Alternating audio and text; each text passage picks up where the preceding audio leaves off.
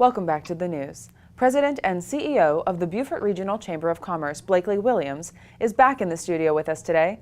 Blakely, we know there's progress with Chamber's legislative agenda, so let's start with military retirement in South Carolina. Great. Thank you so much for having me today. The General Assembly in South Carolina is taking the exemption of military retirement pay very seriously this session, and that's great news for Beaufort, and it's great news for South Carolina.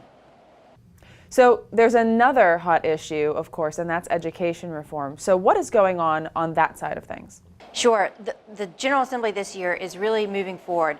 The educators in South Carolina are seeing what has happened in other states across the country, in North Carolina and Oklahoma, what we just saw in Los Angeles, and we're seeing a lot of conversation around the need for education funding reform.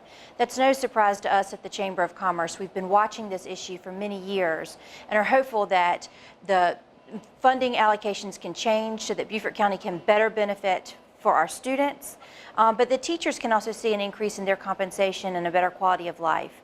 It kind of ties in with the military retirement exemption as well, that we hope that the military retirement exemption will be attractive to all the veterans and those who have served this great country, to know that the Palmetto State is open and wants them to relocate and invest their time and energy here in our state. So it's good news. There's a lot of progress going on in Columbia, and we're hopeful that that'll mean good things for Beaufort. Blakely, now we know that education reform, just to stay on this topic for a moment, it's important and people talk about this really all over the country, but why does this matter in Beaufort specifically? Well, in Beaufort, we have been a donor county in South Carolina. That means that we have collected the taxes and it has gone to Columbia. And then in Columbia, they allocate the money back out across the state. And sometimes we're not on the receiving end of the funds that we're collecting. So it's to the detriment of our students and our children in the school system. Also in 2006, there was some legislation that passed called Act 388. And there's so many negative implications that came with that piece of legislation in the education funding. And so it's really important that as South Carolinians, all of us work together for a solution that will be beneficial to all. But we believe that the dollar amount should follow the child and not the county, and that we're hopeful that Beaufort County will come out a winner in this education reform that's going on right now in Columbia. Well, certainly a worthwhile push. Blakely, can you tell us anything more about Act 388 for our viewers who are not familiar with that? Sure. Act 388 passed in 2006, and it was almost the law of unintended consequences. It was where primary homeowners were given a freeze on their tax reform, on their tax bills, and so that shifted the burden of tax collections to second homeowners, those that pay 6% of their property values, and the business community. And so the second homeowners and the business community are footing the bill for the education reform, where the primary residence is where the children live and are going to school, but are not funding the education systems here in Beaufort County.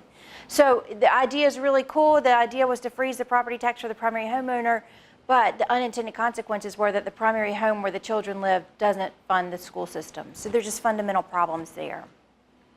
Well, thank you for that explanation. And finally, before we run out of time here, talk to us about the Fidelis program, the Economic Development Corporation. That's another thing that is on the agenda this year, isn't that not? That's right. We're working really closely with our friends at the Beaufort County Economic Development Corporation to position Beaufort as the best place to bring your business. One of the secret assets that we have in the back pocket is the military installations here in Beaufort and those awesome men and women that serve our country day in and day out. As they transition out of the military, we want to put those veterans and those strong military men and women to work here in the local economy. So we're trying to tell everybody Beaufort's open for business, but we've got the best workforce to support it as well. Well, Blakely, great information as always. Thank you so much for joining us today. Thanks for having me.